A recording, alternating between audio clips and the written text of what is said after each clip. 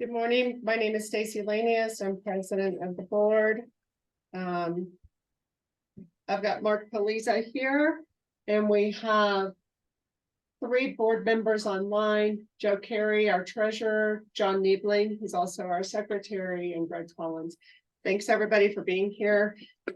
Based on feedback from owners last year that we used to have the complete the budget and then vote on it the next day. And we heard that that didn't really enable people enough time to, if they couldn't attend the meeting, to watch the meeting video and to come up with questions. And so we've spread that out this year, and we've opened up today's meeting just a Q&A for owners who have watched the video and have questions about that. I want to open by saying that we are going through some very dynamic times. We have a property that is aging. We have an economy that is throwing us some real challenges our way. We have the state of insurance in Colorado, and insurance, most standard insurance companies have pulled out of insuring properties like ours. And so it's been challenging. You do have a board and staff who are dedicated to managing these challenges as best we can for the property. I will say I've also heard from a lot of owners since I became president with many suggestions, many thoughts to share, and thank you. I appreciate involved ownership. I appreciate thoughts. I learn a lot from you. I learned a lot from our budget advisory committee. They raised so many good points that gave me my path forward in becoming president, many of which we've followed up on, and there is more to come on that. But we get a lot of ideas and suggestions, and we do our best to address them, sometimes incorporating them. I hear from some owners that there's too much change too fast. I hear from other owners, well, thanks for doing my suggestions A, B, and C, but why didn't you do D, E, and F? You're going too slow. So we are trying the very best. You can hear. And I want to say that it's very important to remember everything's always changing, that in my opinion, it's important to look at progress, not perfection. We won't reach perfection, but we do make progress. So I want to open with that. Second thing I want to say is we're going to have a very respectful exchange of questions, answers, comments today. I'm happy to hear from everybody, but if it gets, disrespectful, and I can't define that, but I will if I see it, then we'll bring the meeting to a close. I am sure that we can have a full meeting today. And I'm going to ask that if you have a question or comment, number one, you stand up and you state your complex that you live in. I don't need your unit number. If you want to give it, that's fine. But if you live in High Point, if you live in the Lodge, it just helps us frame your living experience. Number two, state your question. And number three, I ask that we don't have any repeat questions because we're trying to be respectful of everybody's time today. Okay. I'm going to call on one person who told me that they have a rather short schedule today to get started, and that's Bette McGill. Bette, would you like to come up? Come up? Yes. Where do I have to come to? Well, if you just will stand here, or Gary, if she stands up, can people hear her? If she stands up and speak up. Yeah, if you'll project, we just want everybody online to be able to hear your questions in case they have the same questions. There's a mic right there. She wants to sit down. That may be better. Yeah. That's what that is? Yeah, go ahead. Okay. If you're more comfortable seated, you can sit down. Okay. Okay. Those of us who have had knee replacements are never comfortable. Oh, I'm sorry. Yes, please have a seat. Thank you. I do have a number of questions, and I don't know if that you want me to do that. And maybe we should ask online if everybody can hear Bette speaking, because that'll. Can everybody hear me? Yes. Can you hear? Okay. That just, you can go through all of your questions, and if we don't know the answer today, we'll get it for you. Yes. Okay. I've lived here for 20 years, and as a full-time resident. Gamble Oak for 17 years, and now the Lodge for 3 years. So I've got a pretty good fix on how this place has been run and where we've been. And I will say, in the 20 years I've been here, this is the first time it's felt like we have this kind of problem. So yeah, I am concerned, along with, I know a lot of other owners. The first question I have does relate to the insurance specifically, which is that, because I attended Friday, and it was stated that all of Tamaron is valued at between 85 and 95 million. And that the Lodge, at least from what I remember and wrote down, was 5 million of that. So what I'm wondering about is, later on, it was said that the Lodge would be 1/3 of the insurance expense. And those two things don't add up. So I'd just like some clarification on that. I think the Lodge value was 36 million. Is that right, Joe? 34 and a half. 34.5 million. Where did I get 5? There was a gap in the. Oh. Joe, stop me if there was a gap of 5 million in the total insured value on the policy. I mean, so our total insured value is 36 million, and the insurance was what, Joe? It's it's exactly 5 million short of that. Maybe that's what So there was a gap of 5. okay. So it seemed like also it was stated that the Lodge might have a separate carrier. It Um, does. It does. It actually has several carriers.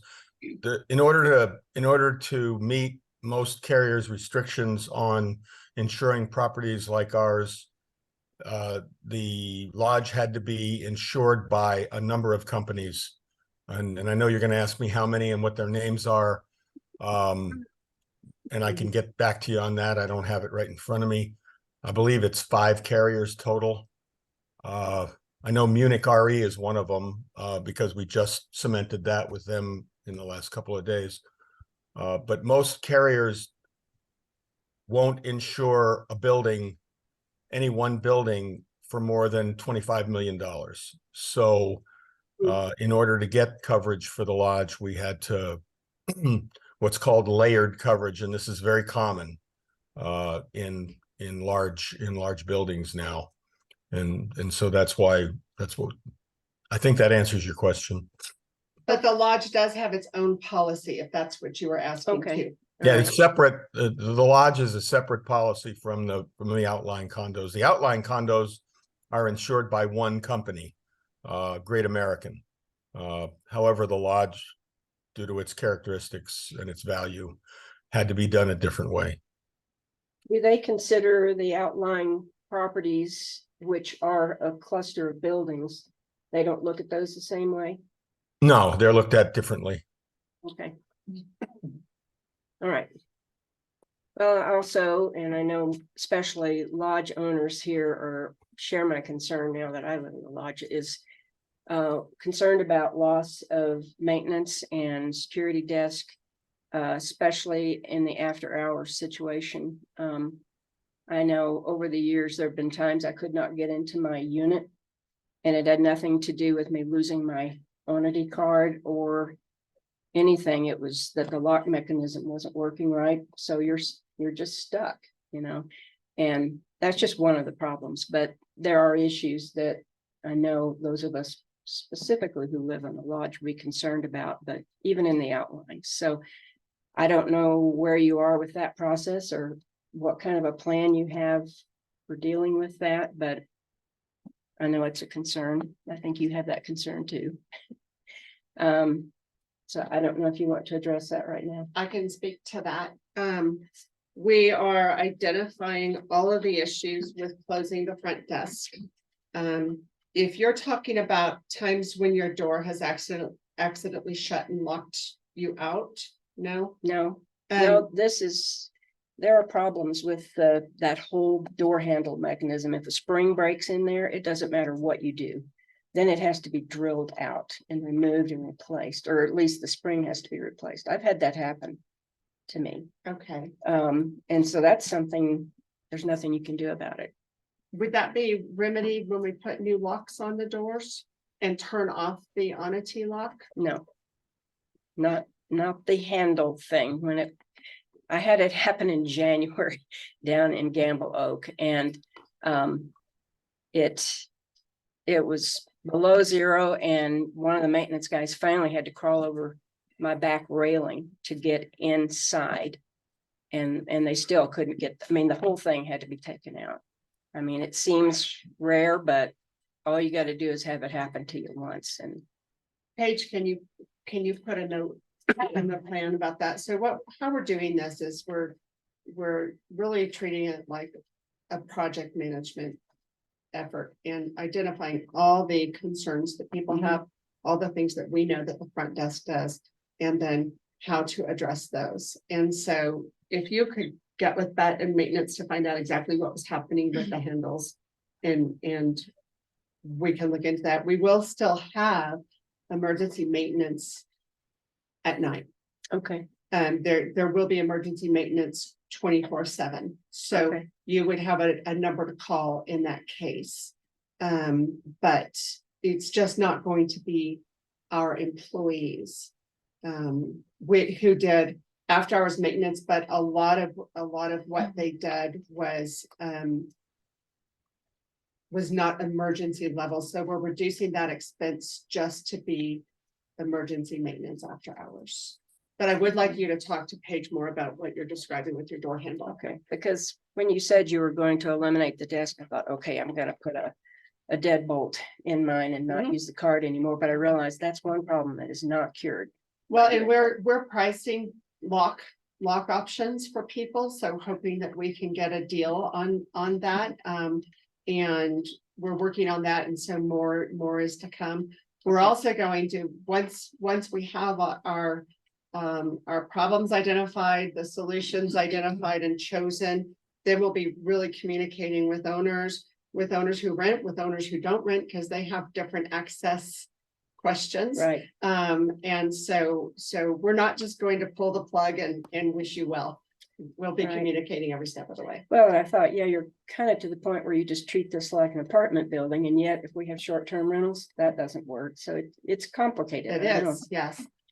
I'd also like to address the issue with rental for some of these spaces. I do agree, by the way, with us selling 110 and 114. I think we should have done that 2 years ago. And with the truck, I don't think we ever needed any of those vehicles. But so I'm okay with that. In terms of rental rates for, say, the Sotheby's office space, the salon, BHP, Heather, we do need to come up with a way that that's equitable. I do think Sotheby's can pay more than 167 a month. And they should. And I mean, it's confusing because it's listed at 500 a quarter, but if you do the math, Mhm. So anyway, that's my feeling on that. And Sotheby's does, they do well. Financially there, they also use our internet, phone, Wi-Fi. The salon does not do that. So I just think we need to be sure this is evened out. Those are good points. Thank you. Right, okay. Finally, and I've been on an HOA board before for like 11 years. And I do know that one of our major concerns was raising assessments. We avoided that at all costs. Special assessments enabled us to not do that, especially if it was something that improved the property overall and over time. And so I'm concerned about what we're looking at here. I've paid some big assessments here before the exterior remodel, but I knew what we were going to get out of that. So I don't know where we're going to end up with this, or if you have any idea today how this is going to affect our assessments, but I know I share that concern with all owners. So are you're concerned with the ongoing assessments Right. and that they're, Once we raise it, it never you goes don't, down. exactly, So, yeah, you know, I it, understand. it affects, well, it affects our long-term real estate values and everything. So I don't know what our choices are here, but I know that's a big concern. You know, to have insurance be about half of our budget, maybe a little under that. And that's an administrative cost. Right. If we don't increase assessments accordingly, we've done a lot to offset that as much as we possibly can. But we've been told to expect that to be a several year thing and that the market might correct downward, but not back to 135,000 ever. We'll never, ever Right. see what we were paying. And so in that regard, you are correct about assessments going up. We do not have a number yet because there are still some open pieces. But I will say that, you know, we will continue to look for cost cutting measures and every time we do something, closing the front desk or, you know, with maintenance, some of the way that we're going to be build from them, the format of that is changing and we'll be able to monitor those expenses a little better. Every time we make a change, the perspective is different, right? It changes your starting point. It looks different. And so then once you make that change for these cost cutting measures that we're taking, which are very big, Right. and they're very important to manage correctly, then everything looks a little bit different. And then you have your new starting point. And then everything looks a little bit different. It's constant. That's what I was saying at the beginning for us. This is a dire time, but it's just constant process improvement. And you do one thing and then it's what's the next thing? What's the next thing? What's the next thing? We're identifying everything we can right now that would make a material increase to bringing down assessments. And we're even identifying things that are immaterial, you know, immaterial differences, but hey, every bit counts. And then once we incorporate those and we kind of get into a flow when we've made those changes, then we can see what's next. But right now, when we're in the middle of all of the big changes we've identified, we really need to work through those before we can decide what's next. I know it's a big job. It's hard because really what's important too is business continuity during the process. Mhm. You know, if your water heater breaks, you need to get that fixed and you need somebody to take that call and so we have to have business continuity while we're managing these things, but we do not ever reach a point where we say, okay, good, we're done. No, you're Now not. we can rest. You're not ever gonna be done. Yeah, No, and I know you have to work in those things, those maintenance things that have to happen every year, and the asset replacements and all, so. I don't envy you your job, but I think we're all, as I've told you before, we're all out here to try and figure this out together, yeah. because it's big. Did you have anything else? No, I think I will let other people, If I could just add one thing on that last one, the insurance problem is driving, oh, I know, and it's not discretionary. and it was unforeseen, It's unfortunate, every one of us is getting hit the same, it's Right. not discretionary, whether it be state law, whether it be ability to sell and resell and have new mortgages. Insurance is just not discretionary. Right. Some of the other things are not pleasant, but they are discretionary. Eliminating the front desk, and they're tough choices. And we're really going down to the bones on this, really, in terms of cutting costs. But insurance is not necessary, is not discretionary. There's no choice, and it will drive what the assessments are gonna be. I think it was mentioned last Friday as well, that is there a 15% cap on assessments under normal circumstances? In our DCCRs, Right. and that 15% excludes a few things. Specifically, it says taxes and utilities because those are necessary and they're out of our control. So in talking to our attorney, I said, is insurance considered the same? She said, yes.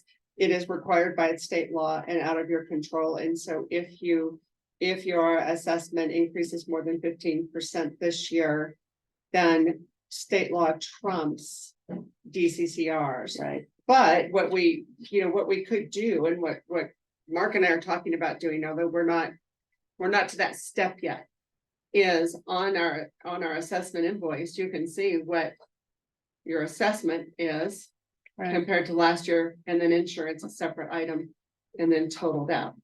Because the cost cutting measures are really helping to offset the insurance, but we can't offset it And completely. We can't find $1 million in ways to save on our property. but in other words, we may exceed the 15% cap this year.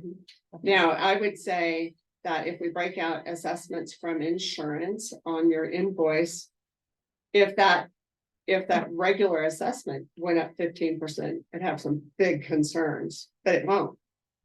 It's just the insurance piece is driving this. Well, are you saying you may separate out the insurance so that, well, in that sense, then if it didn't affect the amount you were charging for our assessments, then that could change over time, the insurance factor, The insurance factor, we're hoping changes over time. right? And we're gonna keep looking, we have a 3-month period where we're locked into our rate, meaning if we found a great deal tomorrow, we'd still have to pay 3 months of the current premiums that we've signed.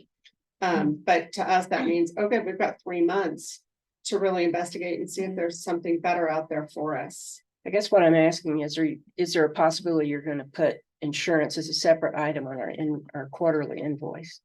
We're talking about doing that to just be more detailed about what's going into that number, since insurance is no longer a small piece, but a big piece. Do And you think that would be helpful? if it was factored out that way, then if insurance goes down, then we can see that on our invoice. And it doesn't become a part of our HOA assessment. I don't know about other people, but I think I would prefer that, Well, at least it tells the story. right? Mhm. Okay. And I don't, that's to be discussed and worked out. We've been just trying to tackle the numbers, but that is a thought. So thank you for your feedback on that. Yeah. Well, thank you Thank for you. your time. Chuck Corder has a question. He's at the time. Okay, Chuck, you had a question? Actually, I have several questions and comments. Hello, everyone. And Gary, I appreciate you kind of boosting me to the queue here. Chuck, can you tell us what complex you live in? Yeah, I'm here in Pinecone. I've been here since early 21, and we did a complete remodel, and I learned about the roofing issues then, and haven't been pleased with the whole previous experience of that. Just to throw that right out there, but I guess what I would, just in terms of comments first, thanks for letting us have these Q&As. And if I can just make some suggestions to the board, for those of us that, have been to many board meetings and are very busy, if we could tie some time limits to each of these line items. I know last week was a budget workshop, but I was there for hours and didn't really end up getting to the meat and potatoes of things. I couldn't stay for the amount of time. And for me, for one, as a owner and someone who, this is very important to me to attend, but I also have multiple other high priorities. I would really appreciate just keeping things more succinct and not so much narrative and back and forth and beating dead horses on the same topic over and over. So apologize for how aggressive that sounds. I grew up in Nebraska, but I spent 30 years on the Northeast and I'm a little impatient, so I apologize. But I think those are legitimate comments. Moving on. Go ahead. The board is not able to meet and discuss that without having an open workshop. And so. No, I understand. I love the idea of the workshop, just keeping things a little bit more succinct and under a time schedule is all I'm asking from my perspective. Thank you. In terms of the actual meeting, I didn't have time to go back and see, maybe you mentioned it later, but what is our current reserves balance, Joe? Yeah, right now it's in the $625,000 range. Okay. I just asked that as part of this whole insurance issue. I know it well. I have a primary residence in the state of Florida. It's not getting pretty. No matter what we've done up to this point, it really doesn't matter. We are where we are and we have to figure out how to solve it. I'm not as familiar with Colorado law. So my first question is, are we legally allowed to go uninsured or have a larger gap than we have today on our properties here? No, Not even a larger gap than what we have? the larger gap is legally allowed if we're unable to obtain any other coverage. If the outlying properties were annexed and not part of a lodge community, would we have different options? I'll let Joe speak to that because he's the one who's had all the conversations.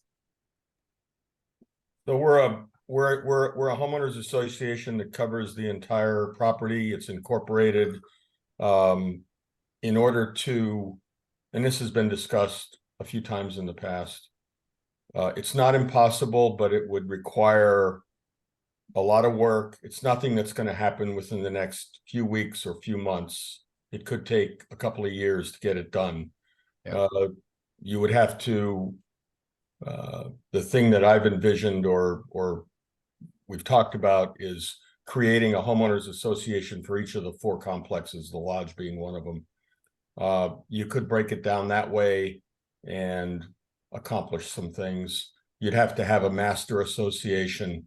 We have a hard enough time getting 7 board members for the association we have. Each individual complex would have to have a board of its own, maybe 3 to 5 members. I don't know where those people would come from based on the history here. Okay. But yeah, the shorter answer is it could be done, but it would require a lot of legal effort and a Maybe lot not of, the best and there'd be a option. lot of roadblocks. Okay. I'll ask you, I spoke to the state of Colorado's insurance expert yesterday and asked him that question, and he said that his condos he represents asked that question, and he just says it really doesn't make much of a difference to this particular crisis. Okay. Yeah, I mean, to that end, I mean, we looked at this and said, how could we save some money on insurance, or how could we get our insurance to work? And it was, I think one of the answers we got was that breaking the association up, you'd have to have it named, you'd have to have it named differently or something like that.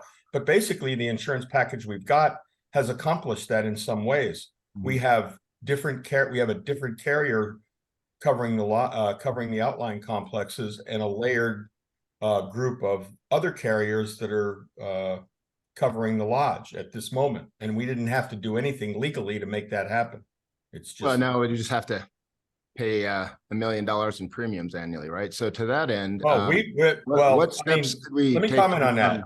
Self, Let me well, comment on that. it's my comment is really more about us wanting to become, can we legally become self-insured in Colorado? And that's where I'd could. like you to take the conversation. We could, but we'd have to have $100 million in reserves in order to do it. That's why I asked about the reserves, but you know, at $1 million a year premium to build an endowment over time, if we could have, you know, obviously there's a roll of dice and different people's risk appetites, but I'm just not happy about $1 million a year. That's all. And I know you're doing everything you can to, I know you guys all live here too. So you're doing everything you can and explore it. I'm just trying to think of what potential other options outside the box there may be. No, thank you. Those are all good thoughts, and they're thoughts that we've explored, but if you have any more, send them our way. Okay. We're going to be putting together an insurance committee to continue to work on this. Okay. And then just a couple other comments from some things I heard on Friday. Just to say, I completely agree with the comment. If we're charging the hairdresser $300 a month, how can we accept only $500 a quarter from Sotheby's? I know that's peanuts, but it still doesn't make sense. So I also agree BHP should absolutely be paying rent. Elisa's estimate of 40 closings, what was that based on? I don't think that's realistic in today's environment. You know, I don't think this situation you're saying maybe this could make it more appealing for sales. I don't think so. And just from my perspective, just so you know, I mean, do people agree with that? 40 closings a year continuing? We've already had 40, and we have some more in the queue, right? I know, but now that there's this insurance issue and higher assessments is what I'm saying. Do you think you're going to continue to have buyers wanting to step into this situation? I We- wouldn't. You'll have buyers and sellers at a price. So, I mean, if the values end up going way down and we get the 40 sales, that's going to affect things anyway. So just Well, if people my want to- comment, I just think it's an aggressive estimate. That's all. if people want to go to Colorado or buy a condo, it's not like Tamron has high HOA fees and they can do better down the street. Throughout the state, HOA fees are now going up because of insurance, and so we don't know. We've never been in that situation before.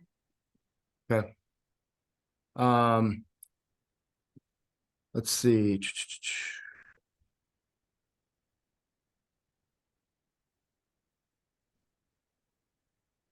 I think that's most, I guess my other thing was just a couple comments because I don't know what these folks actually do for us, but what does Ken do with his, his hourly rate for legal and consulting?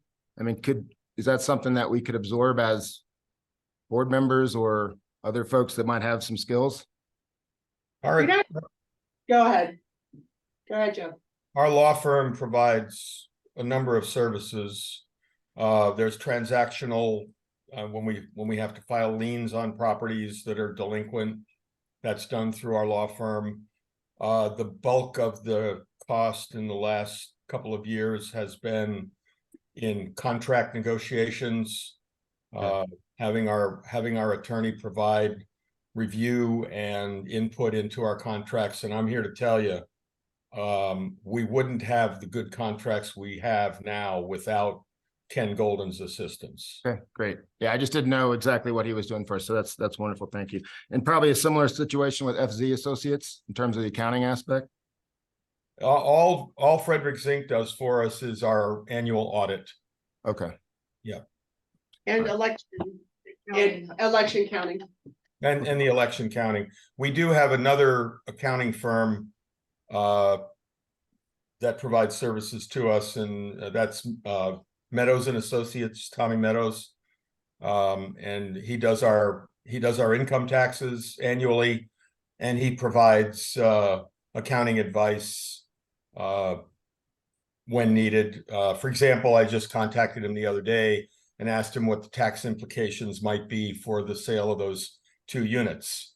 And the good news is I found out that under federal and Colorado tax code, without going into the details, we're not likely to have a tax burden, a capital gains burden on the sale of those units. That's great. That's great.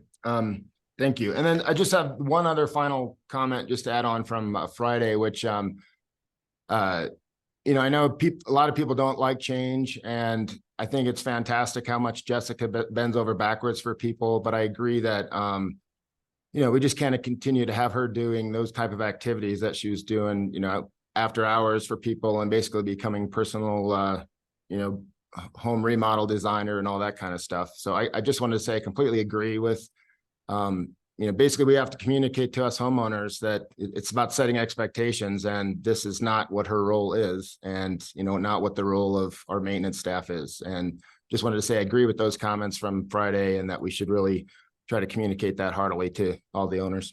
So that's all I had. Thank you, everyone. I appreciate it. Okay, now, does anybody else have time constraints and they need to get in line?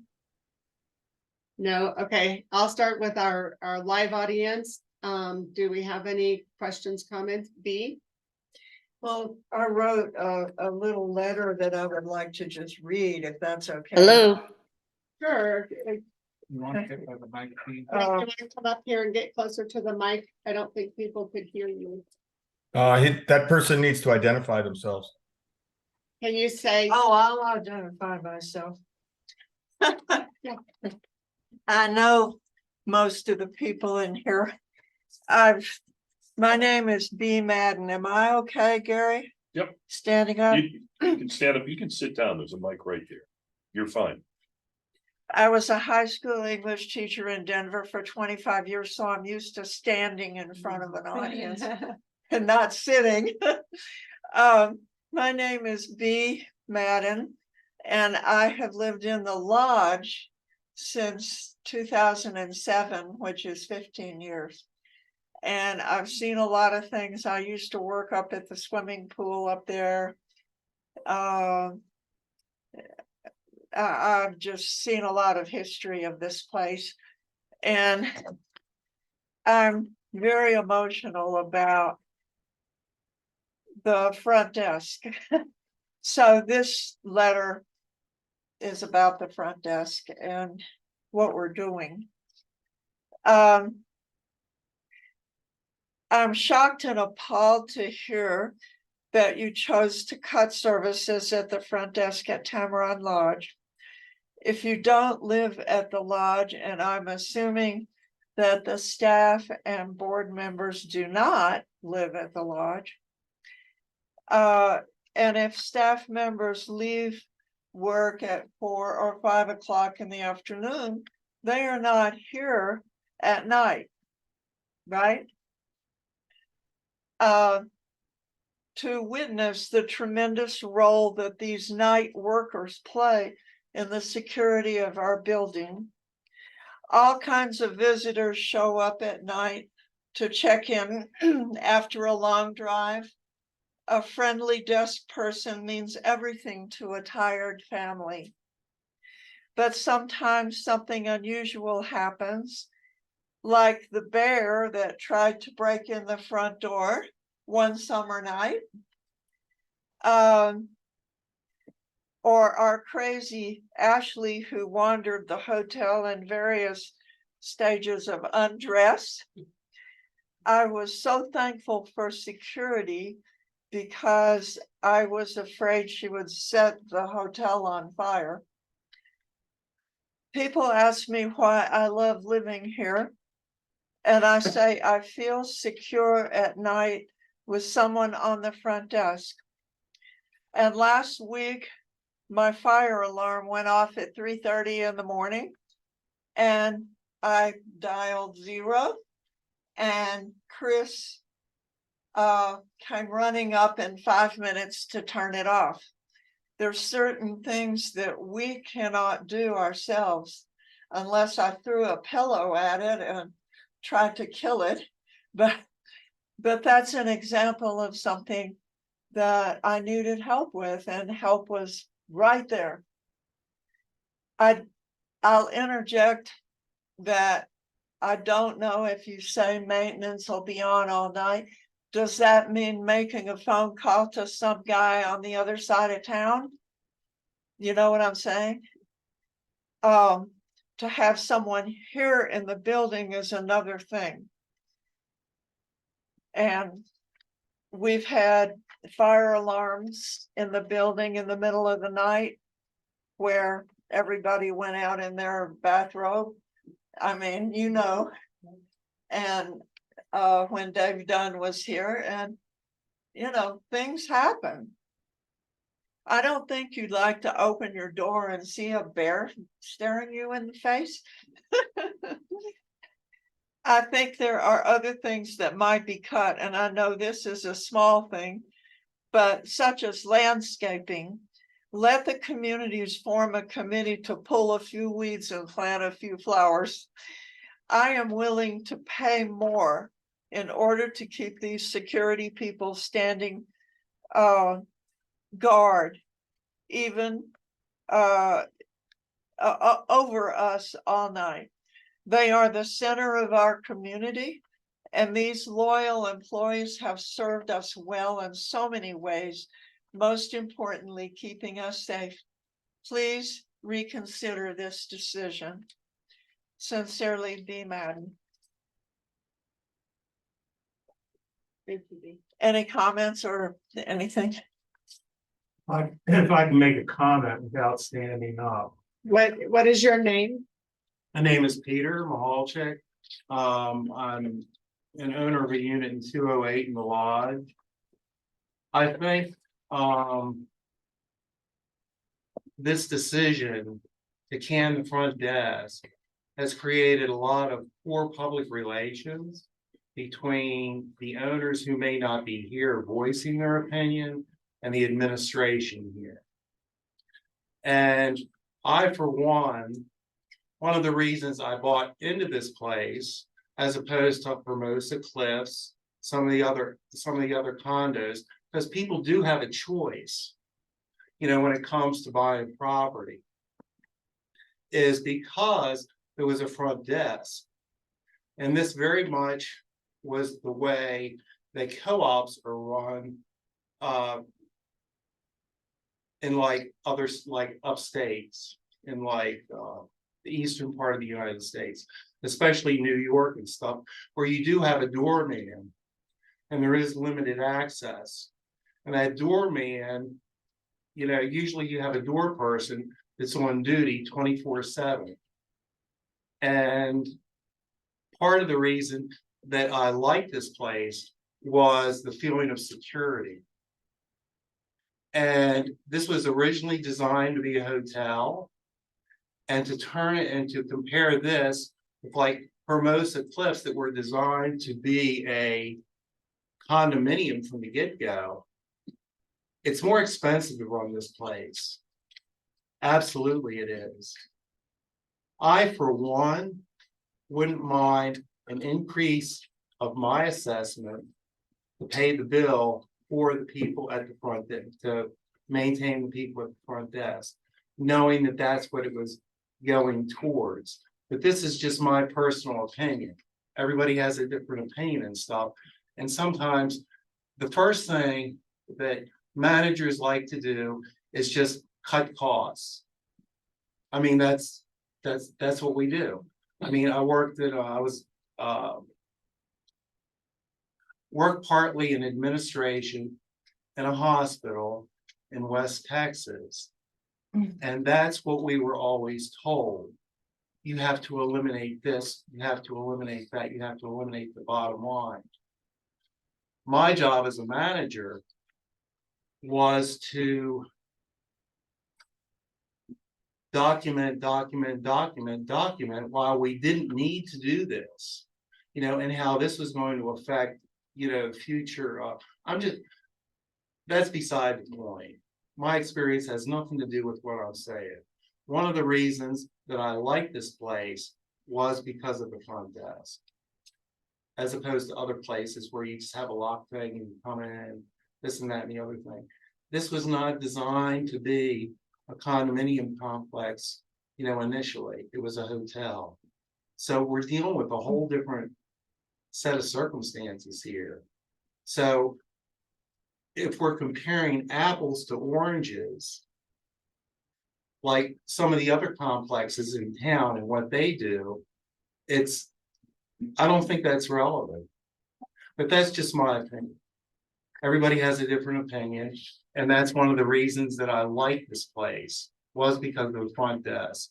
And because there was a gatekeeper, you know, on duty 24/7.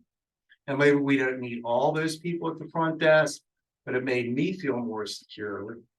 And it made me feel as though, you know, I like this place. I like the way it was set up. That's just all I have to say. Can I ask you, and these are great comments. Can I add another sentence before I finish? I'm concerned that most of our homeowners in this building are not here. And they may not know what's going on. This room would be jam-packed if all of our homeowners in the lodge were here. And so you're talking to a very small percentage of the ownership. And I have a feeling that a lot of them would agree that the security aspect of the front desk is very, very important to us. And I have been on the verge of tears for several days because of some of my friends who are not going to be working here anymore. And they are terrific people. And I just think this was a hasty decision in some ways. Does anybody agree with? I'll sit down. That's what I have to say. My heart is kind of broken. I've known some of these people on the front desk for years. And their lives are gonna have to be totally reorganized. And it's heartbreaking to me.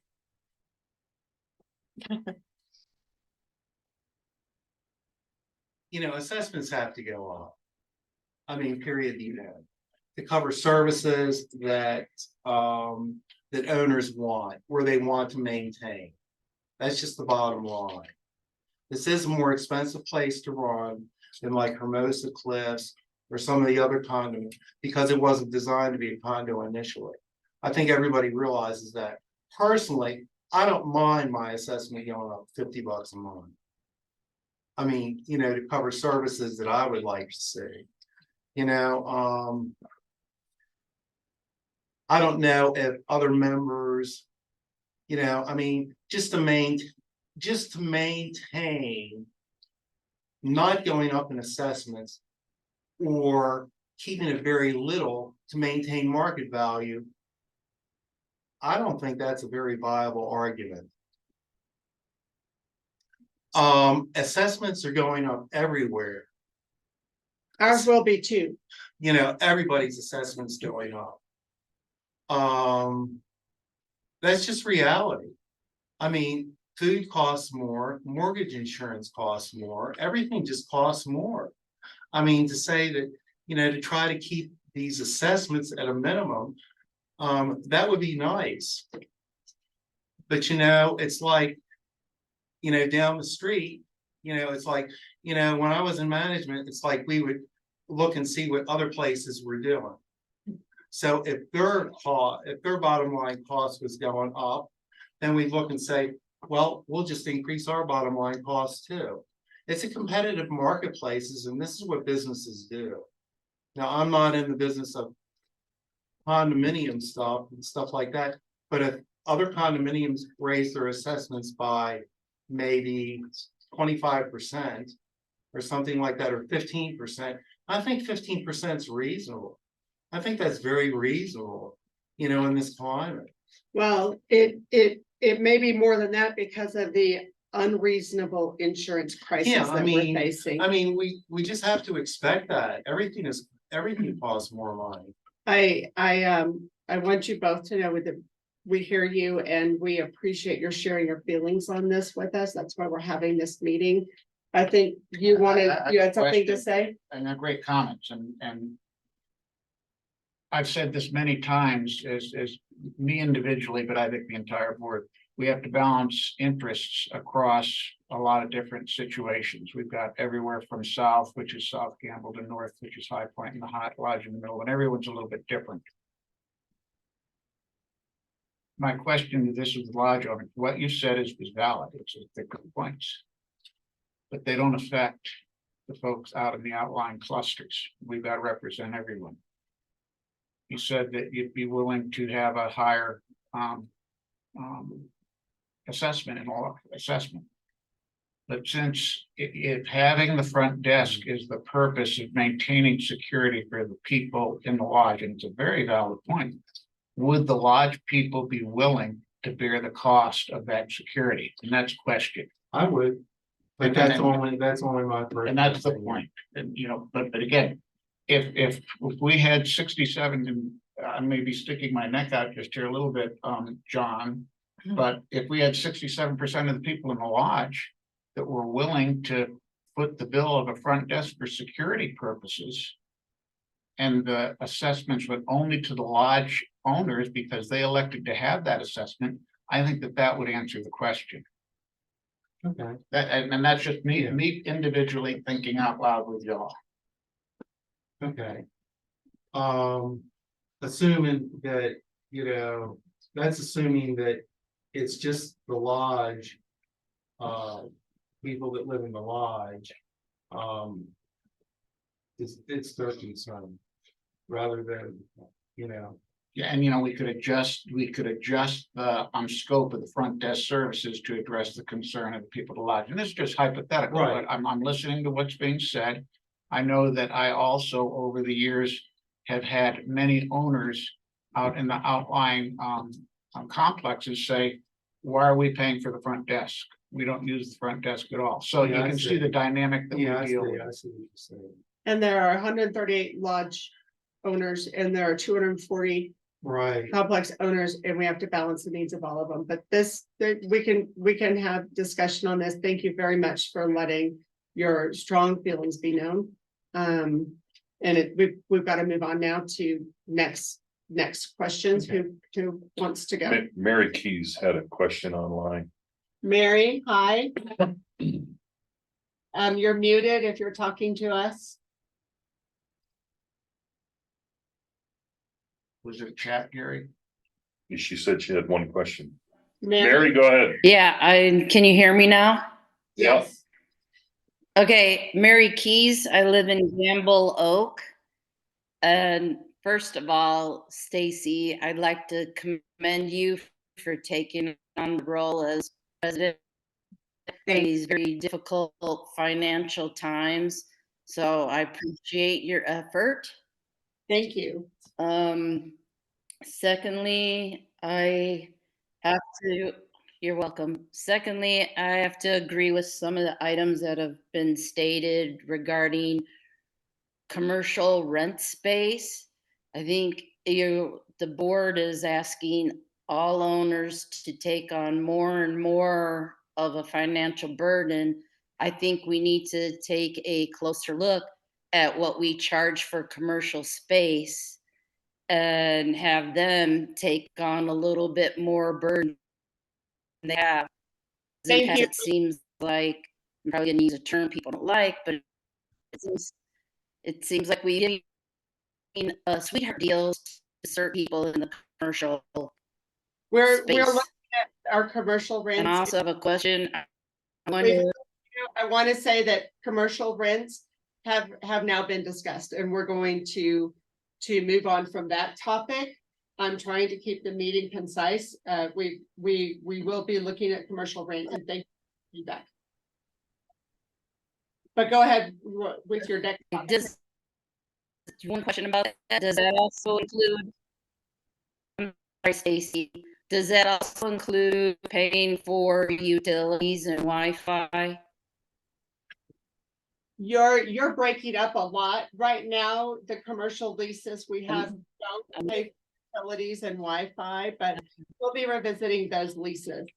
Of course, if we're locked into a lease, we're locked into a lease, but those are Okay. good to consider, so. All right, thank you. Next comment is raising short-term rental admin fees from 40 a month to 60.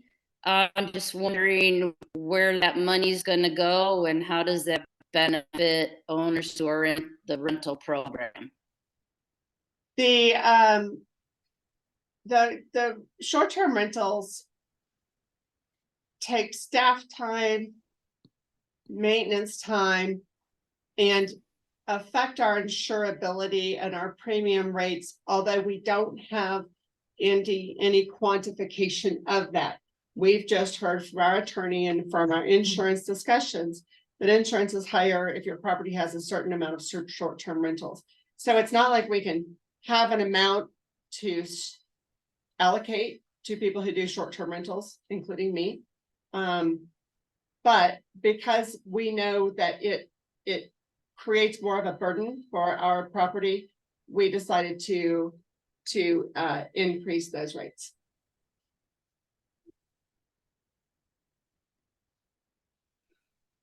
Okay, so but you don't know where the money's gonna end up going?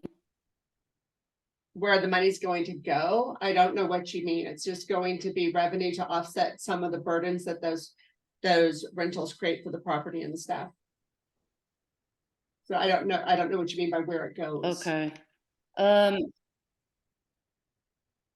Well, in the past, I was under the assumption that admin fee went towards the operation of the security and services desk.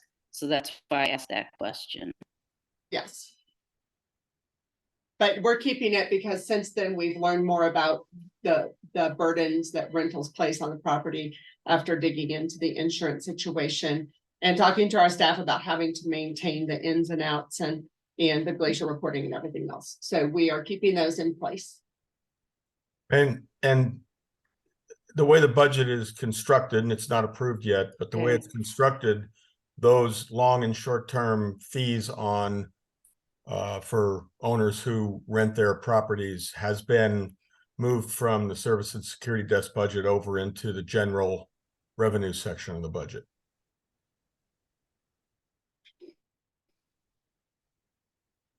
All right, thank you, Joe.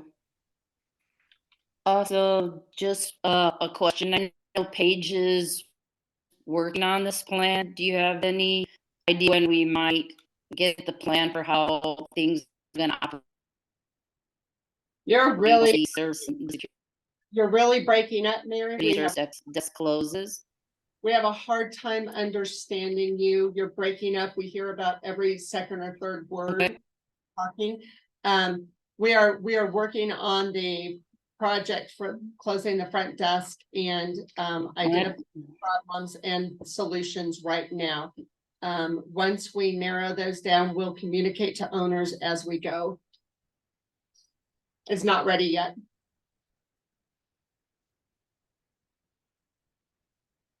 Okay, thanks. Sorry, I don't know how to improve my audio. I'm in Arizona, so. Oh, no, that's okay. that I might think have a we heard deal. and I think enough words got through that we had this conversation, so. Okay, Okay, and a thing about the preventative maintenance. Can I say about preventative maintenance? what about preventative maintenance? The preventative. I had thought in the past that that was covered under our HOA assessments. And by watching the budget workshop, I'm just left wondering what's gonna happen to the preventative maintenance program. The preventative maintenance program, we're going to charge, it should take about half an hour per unit participating in that. And I think, Mary, for purposes of today's meeting, it might be better if you email any additional questions to me. And I'm sorry to say that, but we're just really having a hard time understanding you.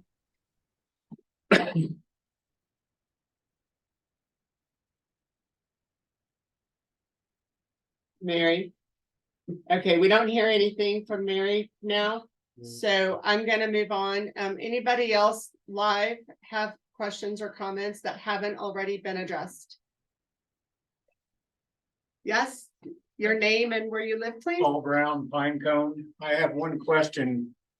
I think we're getting around to it here, but for those of us who live in the outstanding areas, the front desk pretty much provides key access. Are we getting rid of these magnetic keys and going to solid locks so that we don't have to deal with that issue? Because that's the problem of coming in here at 10 o'clock at night with no desk. We are going to do that, and more information is forthcoming. We're looking at a few different key options for owners, and we will not turn off the Onity key system until everybody has a key. Good. I just assume get rid of the Onity as many times as I've had to use the front desk to read key. Yeah. Paul, agree. do you have a deadbolt on your unit? I have a deadbolt. You can have, I'll do the same thing. I leave the key on the counter and lock my door. I had my Oddity disassembled, Gary, it can be done. And you can Not disassembled, disabled. disabled, thank you. And you can go to strictly deadbolt. I did that. Yeah. Oh, okay. You can have the Onity basically turned off. Because for many years here, we've been encouraged not to go independent on the key. Well, so the thing about the keys is they all have to be keyed to our master lock system. So we want to coordinate that effort for people who are going to need a lock put on. But but if you have a boat lock and a key, you can have your Onity lock disabled and you don't need to come to the front desk anymore for cards. Okay, Thank you. anybody else in the room have questions that haven't been brought up? Brian? Brian Martinez Lodge. Are we gonna, since if there's not gonna be anybody at the front desk, are we gonna go back to having locks on the doors so people just can't wander in through here? That's being looked at. Yeah, we're We'll get looking back at to this you. outside security and access now. It's been identified on the project plan. Okay, great. Okay, anybody else in the room?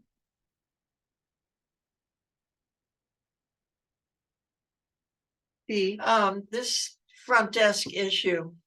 Do you think the greater population of lodge owners understand that issue? you Do know, you- it's, Is there any way to have a vote or, you know? I'm just concerned that there are lots of owners out there who don't have a clue as to what's going on. ownership will have to approve the budget that we finally arrive at. But which that's is at still the in 0 process. hour. And, but no, we don't plan to have a vote on the lodge at this time. I mean, on the front desk at this time. Do you feel comfortable with that? I do out of the situation that we've been put in with $1 million insurance premium. It's, and from what I hear, you know, I hear all of you, but I hear a lot of other people the other way. We have a big ownership here. And so at this time, there's no vote plans. Mr. Newman, I don't have a question, Dan Noonan, Gamble Oak. I just have a comment to the level of challenges that this board and staff are being presented with. I believe from my long-term history of being up in the area and being the fire chief up here and in charge of the fire service, it appears to me to be unprecedented. Not just insurance, but all the issues, COVID, all the issues, COVID cost of employees and all the challenges there too. You have stepped up and have started to analyze, and in essence, are looking almost at a zero-based budget, which is, hey, it was $10,000 last year, so we're gonna add 10,000 plus 3%. From the outside looking in, you don't appear to be doing that this year. You appear to be analyzing everything. And for that, I appreciate it. The people that have chatted with me based upon the budget finance of the budget advisory committee. Definitely appreciate it. It's an immense amount of work. It is definitely not stopping this month or this year. And we'll have to continue if we're going to stay on top of it and not let issues like the roof sneak up on us again. People, I believe, clearly need to know what their financial situation is so they can meet their needs and meet the needs of their home. So giving them the best advance notice possible is clearly what has to occur. So I just want to give my heartfelt thanks to every board member and you, Stacy, for stepping up to be the leader in these most difficult of times. and heartfelt thanks right back to you, Dan, for saying that and for also leading the budget committee. And truly the committee's report, I have taken during the course of the last few months as things are identified and acted on them. They have done great work and they are still working on a few projects for me right now. So it's been invaluable. So thank you very much. Anybody else? Gary?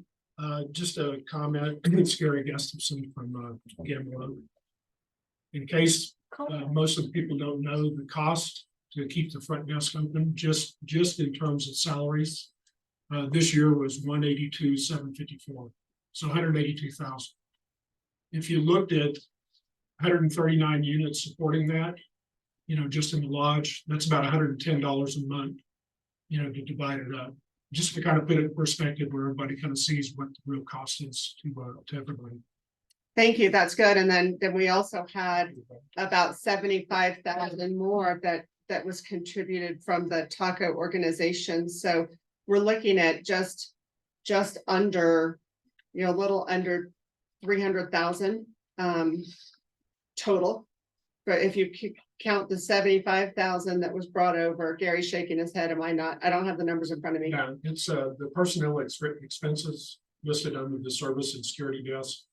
If you take salaries, benefits, payroll tax, workman's comp, that by itself is 182,754. And then, but also, Taco brought over the 73,000. So if you add that to it, Yeah, that's not part of the salaries though. right, that's not part of the salaries, but that's part of the cost That's that part of- gets you an idea of what it costs. So that's a good point. Anything else from Gary? Yeah. Okay, so is that everybody in the room? Yeah, that's an excellent point. I wasn't aware that the cost was that high. You know, that's an excellent point. So I get it. It's a lot of I money. get it. I get it. Thank you, Gary. I'm thinking,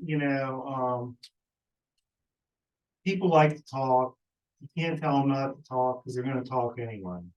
I mean, that's just the bottom line. Well, that's what But you know, talking people, is for. some people express their concerns in the Bud Hut. That's the best place to go if you wanna know what. But it's just like, well, why are we eliminating this? It's only $100,000. It's out of, and all this. But I appreciate you bringing that up. Because I don't think a lot of people in this community realize what an expense that is. And that's close to, 250,000. Yeah, That's a lot of money. That's a lot of money. I wasn't aware of that. Basically because of hearsay, which I try not to listen to, but you can't help it. no, you can't. You're right. You're right. Okay, So, I would also interject too that that does not include the overnight security. That's just front desk. That's what it's attributed to. So you add in, I know it's over 100,000 for the other security, then you are truly almost 300,000. Yeah, that into it. so we've made these efforts just because we know that we have to have another $1 million for insurance, and I don't think people would like to keep things status quo and then be special assessed for insurance separately. Yeah, we have to consider the whole community, and we have to consider all the budget, and it's a lot. And I want to thank Gary. So Gary was and is a member of the Budget Advisory Committee. So he's worked hard and he knows the numbers well. So that's great input. Thank you. Do we have any more comments from the people who've joined online? So Taryn had a chat. Gary, there's one chat.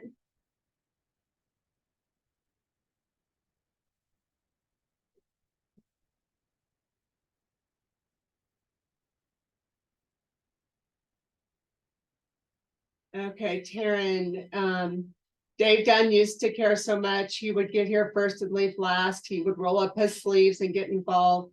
We don't have the same dynamic now. Yeah, Dave Dunn is definitely irreplaceable and beloved to us. We don't have the same dynamic. There seems to be lots of vacations, lots more vacations than I believe are normally allowed. How many hours are paid for with management and staff? The hours of operations seem to be very early, mostly before 3 o'clock staff comes on. Can any other areas be tightened up instead if killing the front desk? Let's scroll down to the next comment too. Yes, Daisy, you seem to be addressing many things we've all been asking for. Thank you. So as far as staff goes,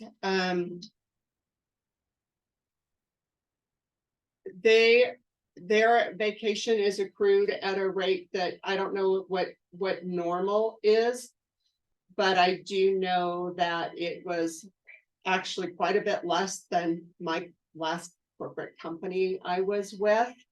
And nobody just takes off without having their accrued vacation cover those hours. I'm not prepared at this time to get into HR and personnel matters. Because I need to look at how much of that is public. Other board members might have comments. I'm new in my position, so I want to make sure I don't overstep. But I do know how much PTO is earned, and it is definitely not an excessive amount, and nobody takes days off that aren't accounted for in their PTO.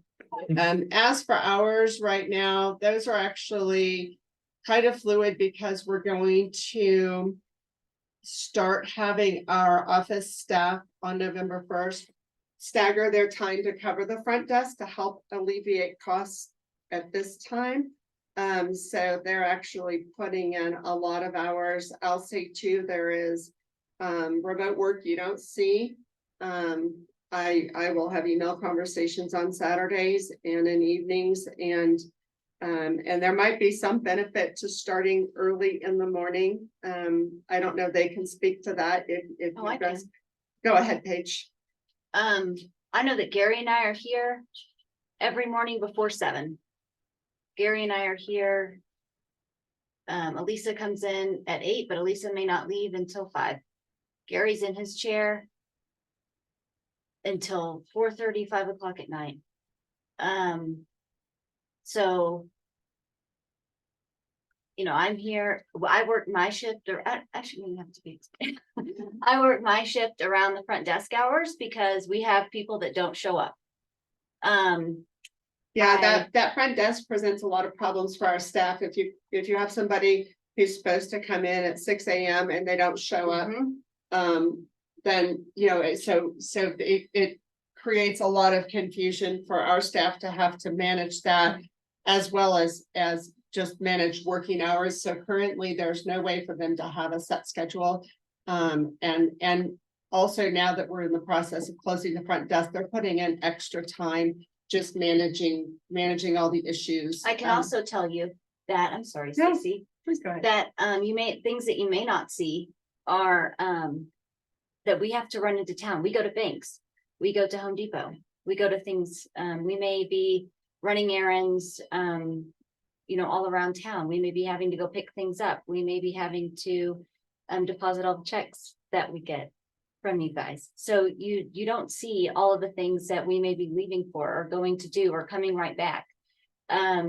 So yeah, we may leave it at 3, at 2:50 to go do those things so we can spend an hour and a half in town. So, you know, doing things for Tamaron.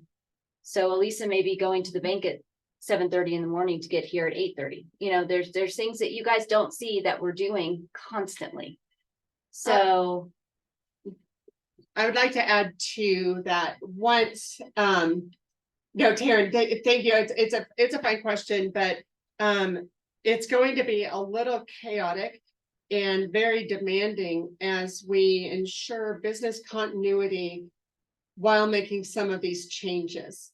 And so, so we just ask for patience. I ask for you to, feel free to come to me, send me emails with questions. Taryn, can you tell me which complex you live in? the lodge. The Lodge? Somebody said the Lodge. Yes, she's in the lodge. Okay. But these are all good questions and they're good things. It's nice for us to know what you're thinking and wondering about, because as I said, like with the budget committee, it helped me identify a few areas where I need education too. So thank you for coming in and for your questions. And then we have David Schmidt. David, where do you live? David is in the lodge. Okay. Let me write that down. Remove the front desk and addressing the lodge residents and short-term rental needs to be open workshops recorded. So obviously these changes, we will need to adjust our STR process to ensure guests have what they need and the community continues to be respected. David, do you rent? Do you do short-term rentals? He does.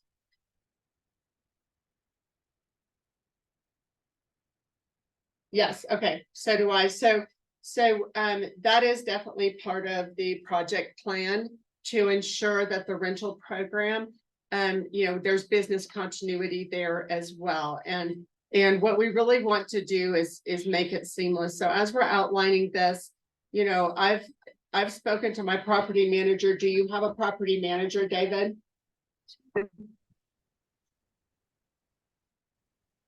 Is David there? No, so you handle your own rentals.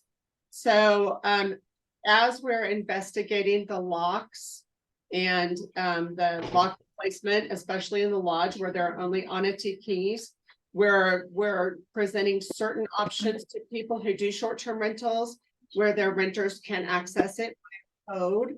And yet there's still a hard coded maintenance can use. And so we are investigating that. Yes, it built into our project planning will be a timeline of communications to owners. As we solve these things, we will be letting you know. So we have thought of short-term rentals. If you have any suggestions or thoughts that you'd like to send to Paige, you can put me on copy. Just let us know. But yes, we're definitely planning on the locking issue being addressed so that renters can get into the units. The only thing we're not allowing is a lockbox. Our door handles are not designed for lock boxes, and so in the lodge there's no place to hang them, and out on the outlying areas they would be hung on the railing, which kind of clutters up the property. So that's why we're looking into different key choices for you. Okay. Can you hit the chat since Gary got up and see who what other comments we have? I can't. And I'm wondering if we can mute Ron Hyman. Ron, if you can hear me, can you go on mute? I got it. Or we muted you?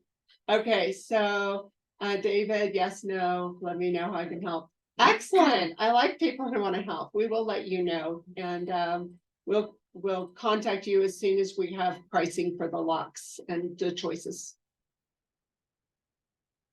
Do we have any other questions?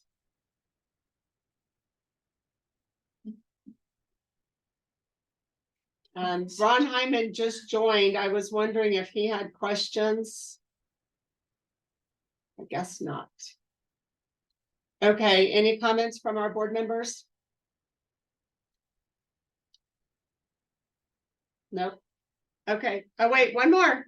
I just want to thank the board for allowing for the budget committee of owners. I think it's come at a critical time, and I really appreciate when Dan left. I didn't get to say it before he left, but really appreciate what he's done. And yeah, it was needed, especially now. So thank you for that. Thank you, and we'll let Gary take that compliment in Dan's place. Okay. He needs a compliment.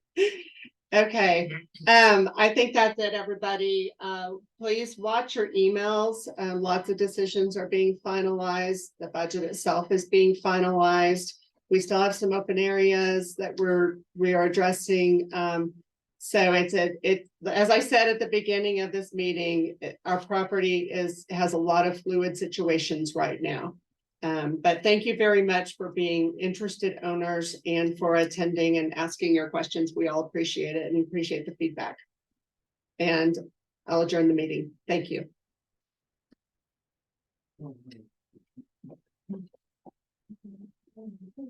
Yeah.